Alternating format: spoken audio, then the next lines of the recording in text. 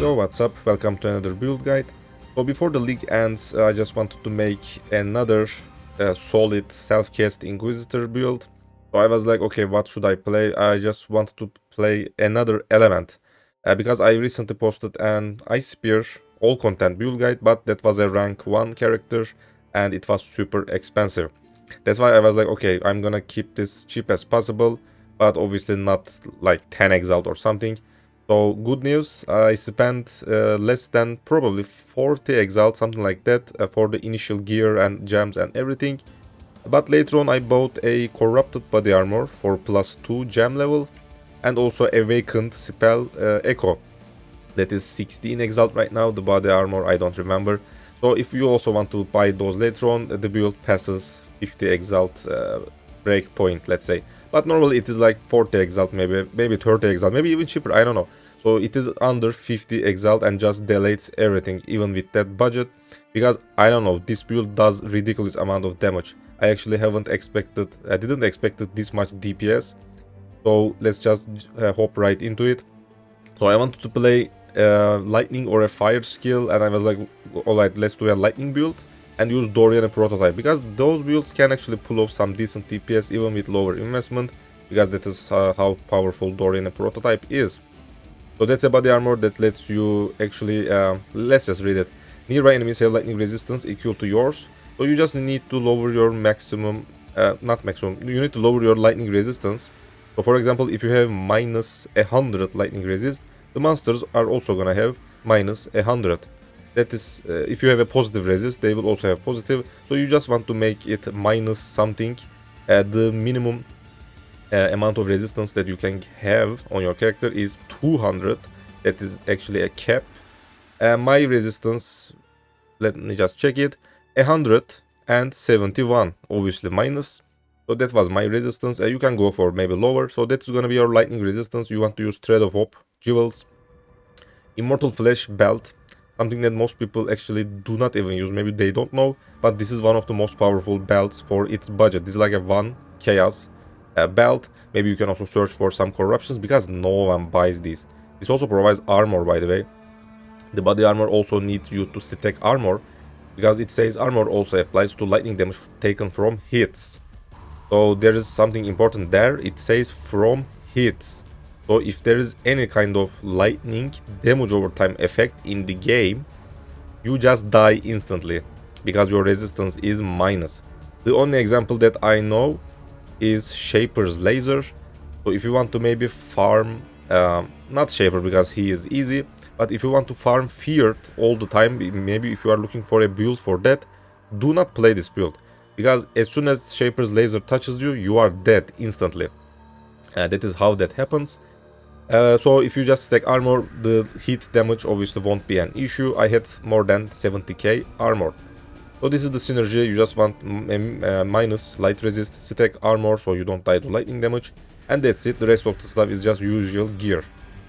So I picked Stormcold because I wanted a cool spell that no one plays. For some reason there is only like 5 people on the leaderboard and no one plays a similar build, and most of the guys playing this build actually have shit DPS. They don't know what they are doing. So I thought this is gonna be a good example. So Stormcold is a skill that actually has a duration. If you just cast it, it actually pops after 1.5 seconds, I believe. So you need to lower the duration. That's why I'm using less duration support on the initial 6 link. There's also divergent quality on Stormcold. You can also use that because it provides another, let me just check, 10% reduced skill effect duration. I'm also using Ashes of Star Amulet because it provides quality of all skill gems, which also boosts that reduced duration on that divergent quality. So in the end, I just lowered the duration a lot, so it will just activate in a blink of an eye. So you can actually kill stuff as soon as possible once you cast the spell. That is how to play it. I'm also using a spell cascade while mapping. Obviously, Awakened is better, but that is something that most people do not even use these days, and that is a super cheap gem right now. So make sure you use that while mapping and swap that with concentrated effect, because it obviously lets you just hit the only one target, let's say. That's gonna be the boss. That is the jump swap that I'm doing. I also have an Orb of Storms with power charge on crit, so I can generate power charges. Orb of Storm also got recently reworked. Once you start, using your skills, It will just strike some lightning orbs, something like that. I don't know. It just does some strikes, those kind of stuff. I will just check it in Path of Building right now. It deals 600k DPS, if that is true. So it will also provide some DPS and also power charge for us. Obviously, this is a lightning build. I'm using red aura, determination for armor stacking, Tempest shield for block. This character has maximum spell block, almost maximum, I believe 74%, but with glancing blows because that is easier to cap. We are also shock immune, freeze immune, and also ignite immune with some jewel implicits. You can also check those in Path of Building. I'm also using a Divine Blessing setup with Zealotry. So this is a new support gem that they added in Arc Nemesis League. So you can actually activate an aura for like 10 seconds, 11 seconds, but if you put increased duration support or maybe invest into duration nodes, which I haven't obviously done in this build because we actually need less duration, not increased duration. But I'm obviously using increased duration support on this 4-link setup with also life tap, so it actually costs life. So I can also activate a Zealotry for, I don't know, 15 seconds, 20 seconds, something like that. So whenever you want, just press it while mapping. You can also do that for more DPS, but especially in boss fights, you obviously need to press that for more DPS because it is technically a free aura. So because this is a Doryani Prototype build, I wanted to make the build tankier, so the popular choice is also a Melding of the Flesh unique jewel. So once you use this jewel, it obviously lowers your resistances, so it is actually easier to hit that minus values for your lightning resist. But obviously your fire and cold resist are also gonna be lower, so you need to get even more so you can actually cap those resistances. But because you don't get any lightning resist on your gear, it is not that hard to cap your resistances.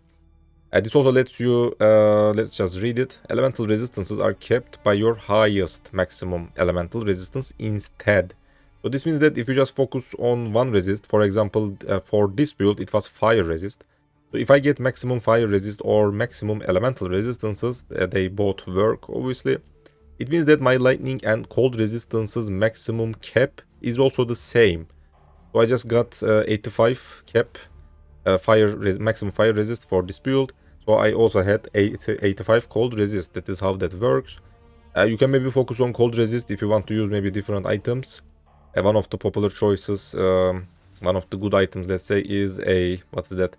Aegis Aurora Shield. I haven't used that. You can maybe play with that and focus on cold resist. You can even go for 90 resistances. After 80, 85, that is actually enough. This is a softcore character, so unless you want to do more tanking, those kind of stuff, 85 is actually more than enough. Just get maximum resistances on Talent Tree and also Megalomaniac Jewels. Because people just don't use these and you can just get some random combinations. So non-flammable, maximum resist, fire resist, avoid being ignited. This is actually also how I am immune to ignite. I just stacked a couple of these with some other good notables. Anything that grants crit strike chance, crit multiplier, double damage, spell damage, area damage, life, recovery, regeneration, they all work. So just get some random megalomaniacs in your large cluster jewel. Even use more clusters if you want. I already used 2 large clusters and 4 mediums, but only 2 of them are actually megalomaniacs. So you can even go for 4 if you can find good megalomaniacs, but also note that you will lose some other rare jewel slots, because megalomaniac jewels doesn't have any jewel slots actually. This actually, yeah, this sums up all the auras, those kind of defensive stuff that we are using. I obviously also use a permanent righteous fire because this is an Inquisitor build, so you can easily sustain it. We already have high fire resist, so it is actually easy to do that, combined with Inquisitor's consecrated ground and also all the regeneration nodes I got on the talent tree, and also have vitality aura obviously. Now we are moving on to the gear section. I'm gonna explain every gear piece by piece and also teach you how to craft if that is something that you need to do. First of all, the weapon. I actually bought this from someone else. It was like 3 exalt. No idea why it was that cheap. So the good things that you want on your weapon. So for the base type, obviously a wand or scepter. Don't get any penetration scepters. It doesn't work. By the way, yeah, for this build, penetration doesn't work, because Doryani Prototype just equals the resistance you have to the monster, you know. So that means that you cannot use any penetration and go for more, you know, minus value, those kind of stuff. So penetration doesn't work for this build. So get percentage damage as an implicit, so that's gonna be a scepter or wand. For the good stat, it's a lightning build, so +1 lightning spell skill gems, +1 all spell skill gems, so any +1 for more gem level. Flat lightning damage to spells, that is also very important. Percentage lightning damage or spell damage, I believe they cannot exist on the same item at the same time. But there is also a suffix, I believe, for a lower lightning damage percentage. I don't know. So yeah, get some percentage damage. You can also craft it on the bench with spell damage plus non-chaos as extra chaos, something like that. That is like 4 chaos crafting option. The good one is 1 exalt, I believe. So get some percentage damage. Cast speed is important in this build. Obviously, this is a self-cast build. Crit multiplier, double damage while focused. So these are the good stats. If you want to craft this on your own, if you cannot find maybe any good results, try to search for fractured weapons. So +1 lightning spell as a fracture modifier, or maybe all spells. So if they are cheap, also try to get one of those, or maybe something else, maybe a high percentage spell damage as a fracture, maybe lightning damage. So get a fractured weapon. Without fracture, weapon crafting is hard, and I actually do not recommend it. Just buy a budget option on the market from someone else and just play with that weapon if you cannot find any fractured. If you can find a fracture, obviously use an essence depending on the fracture you got. So some examples are on the screen. You can even further use Azelink craft for the veiled, from Katarina rank 4, that is how it is called in TFT Discord, and maybe use some veiled options to get some double damage and those kind of other stuff. If you want to go deeper, let's say, if you want to even invest further, because in most builds, weapons are the most important one. You should definitely try to spend some extra so you can have some good DPS. Shield. So again, if you want to focus on cold resist, you can play with Aegis Aurora and focus on maximum cold resist on your Megalomaniac Jewels and those kind of stuff, alright? But I just picked a rare because I wanted to reserve lots of auras at the same time. So that's why I picked Shaper Influenced Shield, so I can actually get socket gem save 20% increased reservation efficiency. So I just put some of my auras in this so they can actually have lower cost. And because this is super cheap, obviously I wanted to keep the build as cheap as possible, but I was like, okay, I'm gonna try a couple of times Awakener Orb because it is actually cheap these days. So that's why I picked Redeemer base plus 2 minimum frenzy charges. Combined the both by using obviously Awakener Orb until I get maybe some life, those kind of stuff. It took me like 3 tries, I believe, to get this. I was lucky and also get recovered 3% life when you block. That is obviously a very nice stat, but it actually doesn't work that much on this build. Yes, we have lots of block chance, but this is a range build. Most of the stuff cannot even hit us. The DPS is also ridiculously high, so you can actually one-shot most of the bosses anyways. So yes, that looks good on the paper, but doesn't work that much, alright? So just use minimum frenzy plus socket gems reservation until you hit some other good stats. Maybe craft the life on the bench. It is like 70 maximum life, it is enough. And that's the shield that I used. It is actually not that crazy, not that hard to craft it. Helmet, super cheap, Crown of Inward Eye, because it provides lots of life, mana, inner shield, and also transfiguration bonuses. The picture is gonna be on the screen. For the enchant, I picked Red, Reserve Efficiency. You can maybe pick something else. We have lots of auras. Because I wanted to, reserve lots of stuff easier, I also got a Corrupted Crown of Inward Eye with socket gems have 90% cost and reserve multiplier. That was super cheap, lots of people sell it. But the helmet is probably gonna have no enchant. That's why you should also give it to a Labyrinth service provider and spend a couple of extra for the enchant. Just tell the guy to have, search for some of the reserve enchants because this build uses lots of auras. Make sure you check the auras in the path of building and see if they work for you. And just tell them I want one of these auras. It will just take a couple of hours to hit that aura, alright? That is actually super easy. And this is the helmet we use. I'm just gonna check something real quick. 1 second. I believe I don't... Yeah, I have level 3 Enlighten. If you think you can afford level 4 Enlighten, if you just want to burn your currency, maybe use level 4 Enlighten and do not get a corrupted helmet. Because I don't use Enlighten 4 on any of my builds. That is why this is the stuff that I picked, because it is also way cheaper. Already explained body armor, so I'm just gonna move on. I'm also not gonna show the amulet because I also showed that at the start. Moving on, gloves.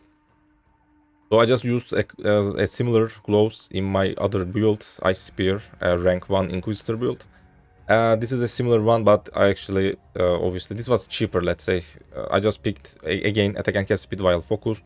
Search for one of those. It resists life, and that's it. I also put +1 AoE on the prefix. And it is actually where you need to put your Purity of Fire if you think you can also get more maximum resistances.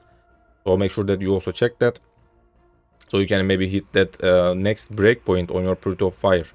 So that is something that you can do.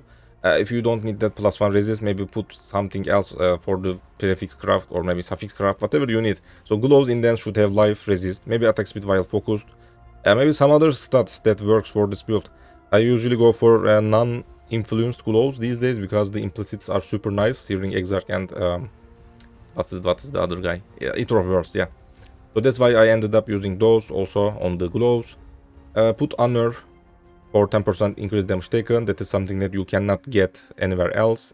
Easier, let's say. So that's why this is where you should put it.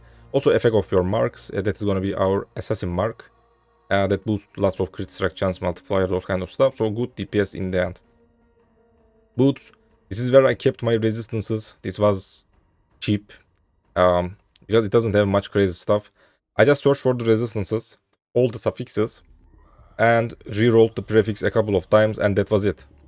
With the, what is that, suffix cannot change, and use Veiled Chaos Orb. And I hit cannot be chilled, put the life. That was it. This costed me less than 4 Exalt, I believe. You can obviously put maybe Tailwind, maybe Elusive if you want to be faster.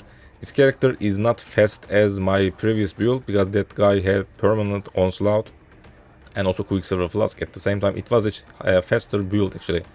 So if you want more movement speed, you can get onslaught boots, synthesize implicit obviously for permanent onslaught. Use some good Quicksilver Flasks with maybe increased effect, those kind of stuff. It can be something that you can do, or get Tailwind Elusive boots. So yeah, I wanted to keep this cheap as possible. That's why I just went for lots of resistances, and that was it. For the implicit, again, I just used the orbs. If you still need some resistances, life regeneration rate, maybe some ground effect, brittle, scorch I believe doesn't work, but I'm not sure about Doryani Prototype synergy. So yeah, maybe put brittle ground. So just pick something, just check POE database. It doesn't matter what you put in the end, just check if you think something is good, just go for that. But if you want to use brittle ground, you need to actually move through the boss, then start attacking. Because you need to put the ground under the boss, that ground effect. So I don't know, maybe you shouldn't do that.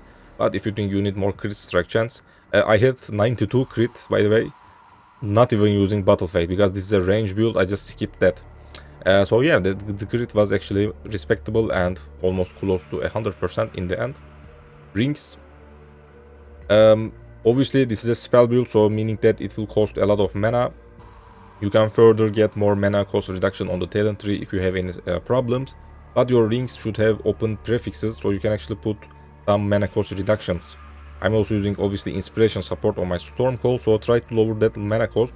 So in the end, you don't even need a mana flask. So you can actually use another good flask. Obviously, mana flask is a waste of slot. On the sensitized implicits, there is also a mana cost reduction, so maybe you can get one of those. No one uses this, that's why I got an extra while making that Ice Spear build. That build also used a similar ring, by the way. So yeah, try to get some mana cost reduction on your rings, alright? You can also use Replica Conqueror efficiency, obviously, for another -9 on one of your jewel slots. This build have lots of jewel slots, so that's gonna be easy to fit in. So the good stats. The build needs some dexterity because this is a Templar. He doesn't have much access to dexterity. So make sure you put that on somewhere. It can also be your boots or gloves. It doesn't matter. So dexterity, life, resistances, spell damage, cast speed, crit multiplier. Or maybe anything that says against shocked enemies. Maybe flat lightning damage. I believe those exist on Crusader bases, but not sure. Because I haven't used much of those. So anything that says maybe lightning damage. Spell oriented. Alright, those are the stats that you want on your rings. Finally, belt. Immortal Flesh, I also explained this at the start. So this is something that most people don't even use on Doryani builds. This is one of the most powerful belts for its budget actually. It just also lowers your resistances, max all element resistances. So you can actually skip maybe one thread of hope on your talent tree and get some good double damage, and not double damage, crit multiplier, cast speed jewels, maybe some rare jewels, or maybe an open slot for your Watcher's Eye, I don't know. So yeah, this just lets you skip a thread of hope entirely, and also obviously lower your resistances because of that. Yeah, you get the idea. Because this is super cheap, you can also get some corruptions, red aura effect, zealotry aura effect, determination aura effect, crit multiplier, crit chance during flask effect. I believe also there's also cast speed, but not really sure. Movement speed. So there are lots of good implicits. Just get a corrupted one. No one uses this. These are super cheap. This belt also provides armor while not ignite, frozen, or shocked. The build already is immune to all of that. So try to also do those. Again, frozen immunity is from Brian King Pantheon. Shock is from Campus Shield, Aura. You will already have those. If you stacked, what was those? Let me just check again. Non-flammable Megalomaniacs, you will also have some good Avoid Ignite. And also try to put the rest on your rare jewels. They are actually harvest implicits. Maybe you can get some harvest craft from some players, or maybe do some harvest farming. And maybe try to put those Avoid Ignites on your jewels implicits. And in the end, you can actually achieve 100% Ignite avoidance. So the build is technically ailment immune actually. The usual ailments, you will still get brittle, sap, those kind of stuff. But this build is not good for Simulacrum farm. I tried it. Failed after level, wave 26, something like that. You can still do 20, past 20, let's say, maybe even 25. But this build in that is not that good for Simulacrum farming. Yeah, that's pretty much it. I'm not gonna explain anything in Path of Building. I already showed all the gems, those kind of stuff. There are obviously gonna be some different cluster jewel options. If something is expensive, just get the other one. Already explained the other stuff. I'm just gonna check one more time. Yeah, nothing else to explain. Thanks for watching. Don't forget to subscribe if you are new to the channel. I will have a couple of more guides coming soon. These days I will also make some I will also abuse a mechanics and see if we can actually get it nerfed. So there's a funny build coming soon. Yeah, thanks for watching. You can also join my Discord, by the way. Don't forget that. Some people miss that. That is where you should chat with me, obviously. And if you have any build ideas, message me in my Discord. I will see you later. Bye bye.